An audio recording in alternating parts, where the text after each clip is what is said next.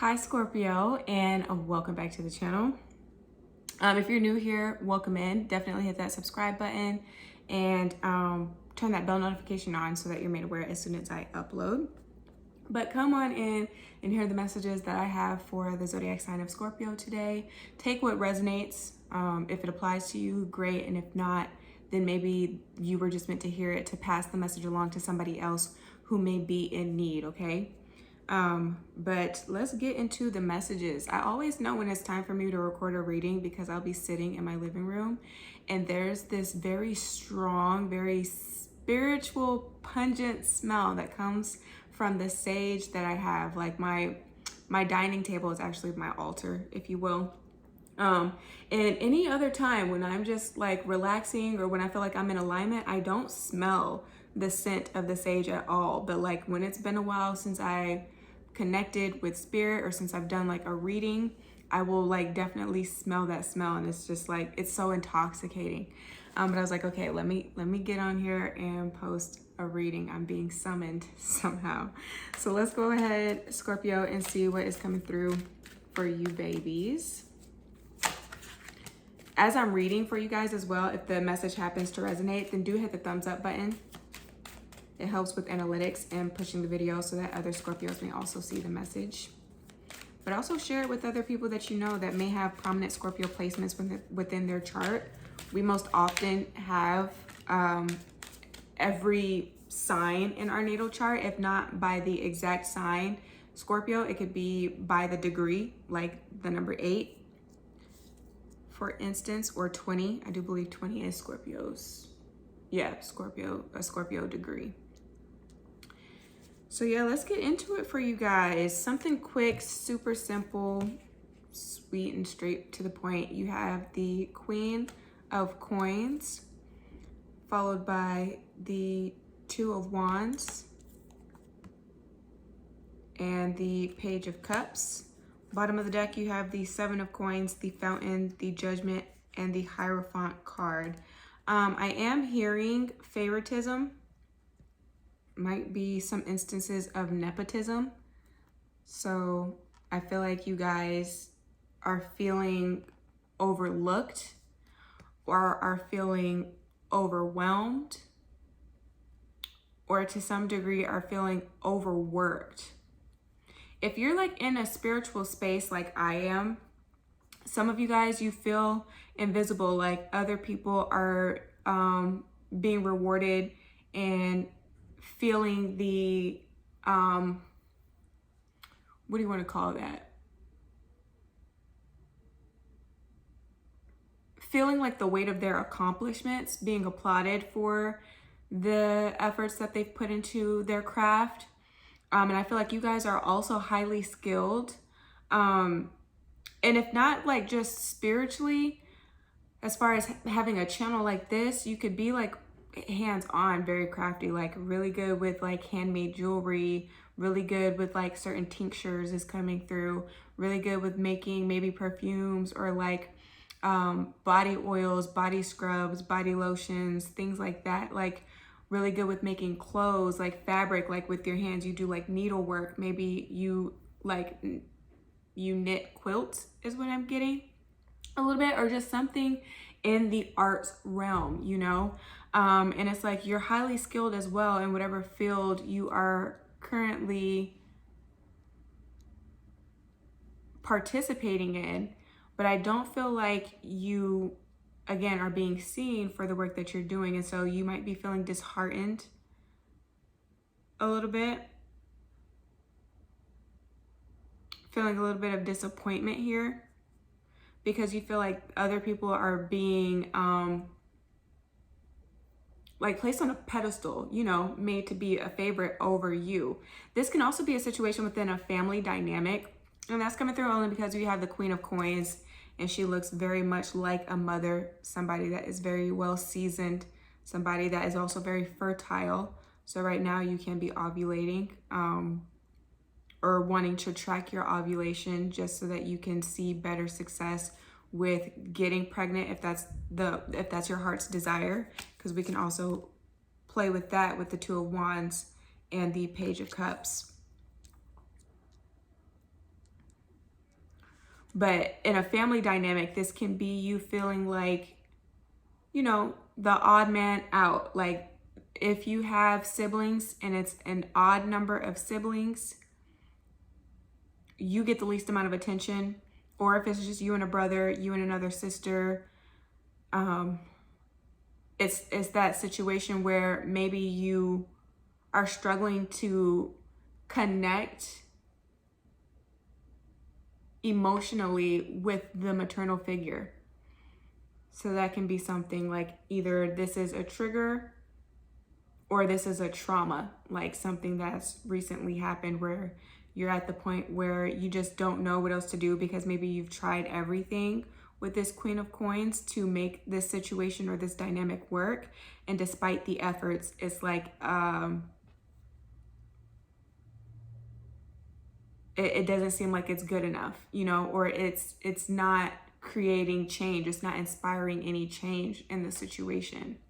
If this is in matters of love, only because, you know, you have the Seven of Coins at the bottom of the deck, some of you guys, you are realizing that what you signed up for may not be something that you truly desire. Again, may not be your heart's desire with this Queen of Coins, the Two of Wands, and the Page of Cups.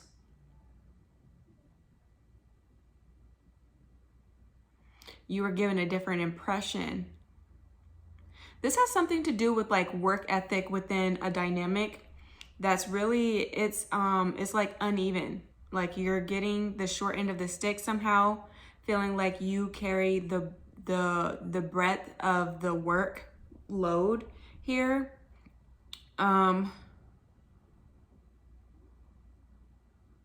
Yeah, like you're the one that everybody like counts on within whatever structure you currently have, right?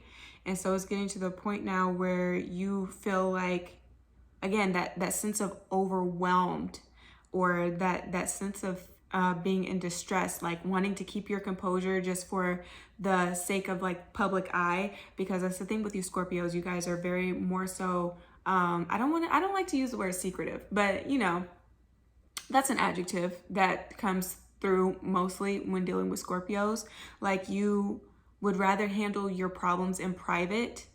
And so in the public eye, it may seem like everything is good and well because, again, you're very calm and composed. Like unless somebody really has access to that sacred space, right, where you're able to trust them enough to be transparent and they know some of your secrets, then those that are kind of left in that like acquaintanceship circle or just left at a distance, you know, have some degree of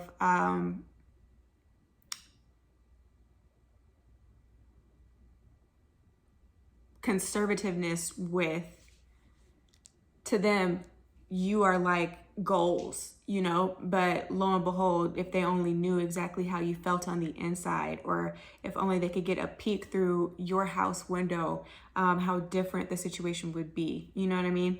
There's something that's incomplete here, just having the Queen of Coins and the Page of Cups in the spread, because it goes from something that can be optimistic to something that's a little bit more despondent. And,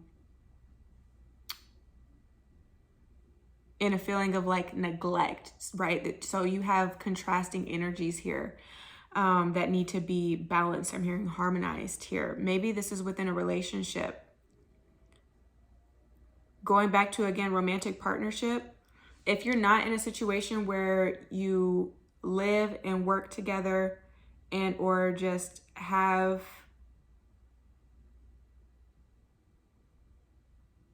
different, what do they call that?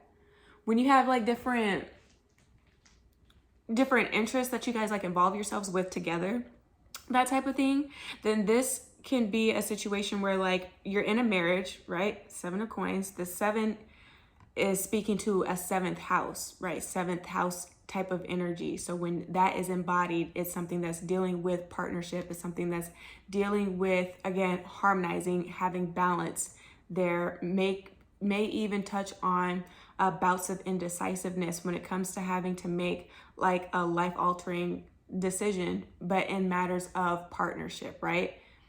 So that's why I'm saying that here.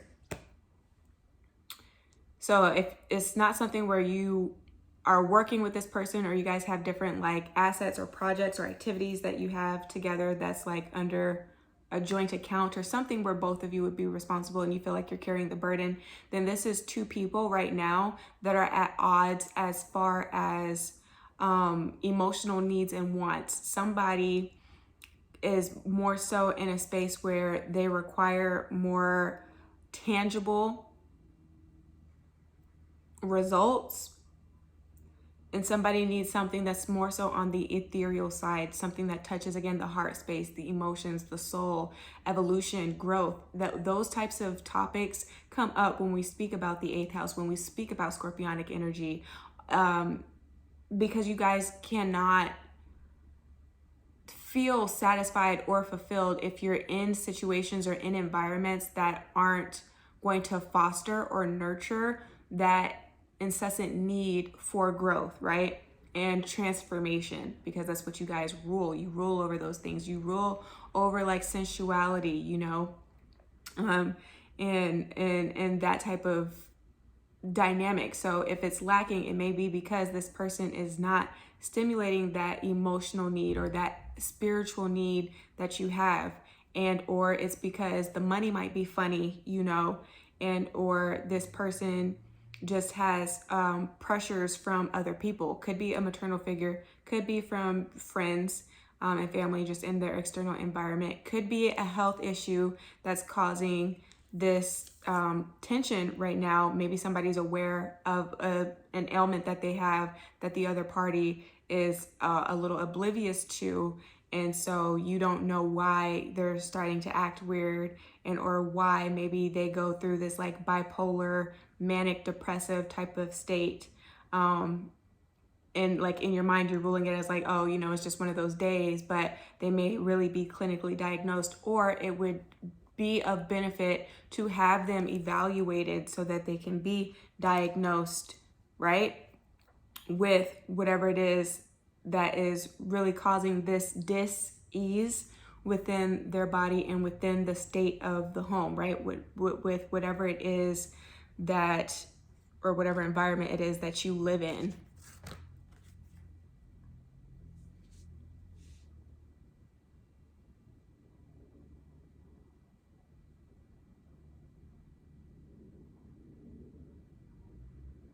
If you aren't married and you're just in a relationship, I'm definitely getting that somebody that is highly influential, or somebody that just has,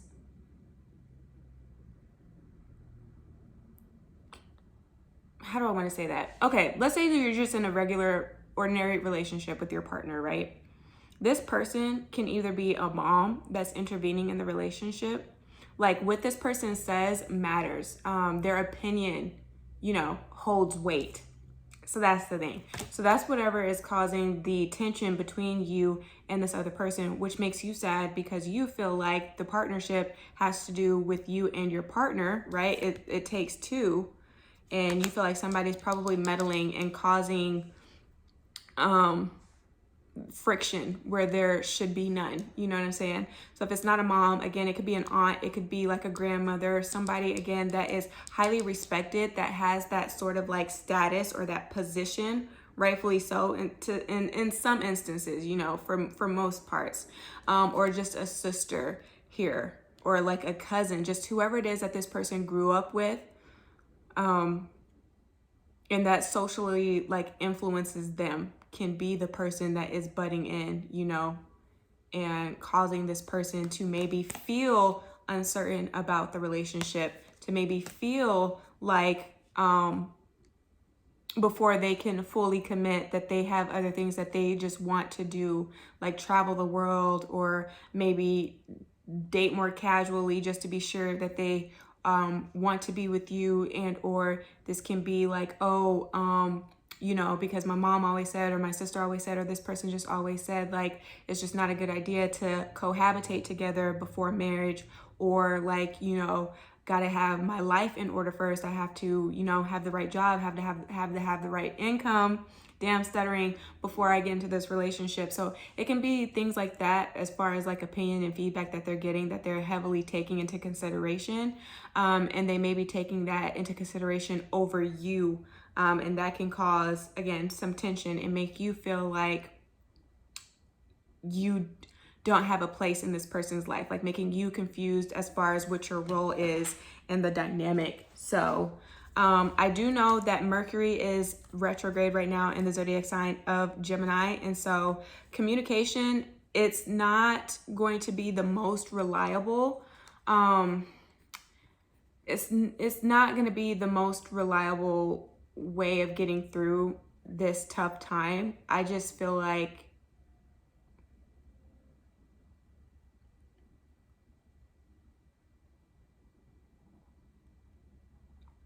redirecting your energy with this Two of Wands back to yourself is what's going to be the key here, with being able to detach a little bit, you know, with this Fountain energy and with this Judgment energy and the Hierophant energy, and really look at the situation for what it is, you know, take it at face value. With Gemini's being in its home, you know, and it's the home planet. I don't know how I was trying to say that. You know, with Mercury being in Gemini, it's comfortable in that placement because Mercury is the ruling planet for Gemini. And so with air signs in general, they're very good at having this like dismal, objective approach to situations when it comes to emotions. Really, a lot of the time, there are thoughts that are left unsaid in the mind. And so right now, the best method of being able to redirect the energy is to channel it by writing out, you know, notes. And that way you can get your full thoughts out without being interrupted. You know, you're able to really see what parts of you are responding and what parts of you are reacting to the situation at hand. And then, you know, you can make your edits, you can make certain drafts before giving it to the person, and, you know, just, you know, asking if they could return the favor by way of, you know, replying via an email or via a handwritten letter or something like that, to where you can get it off your chest, and or just focusing again on your heart's desire and things that you need to do. And that takes you away from feeling like you have to wait for the approval of this person or the acceptance of this person, you know, because not all relationships are forever. And so if this is just a lesson, you know, this is just a stepping stone on the way to your forever as far as partnership is concerned, then you're not leaving it feeling so destroyed and feeling like you were just so submissive to the relationship to the point that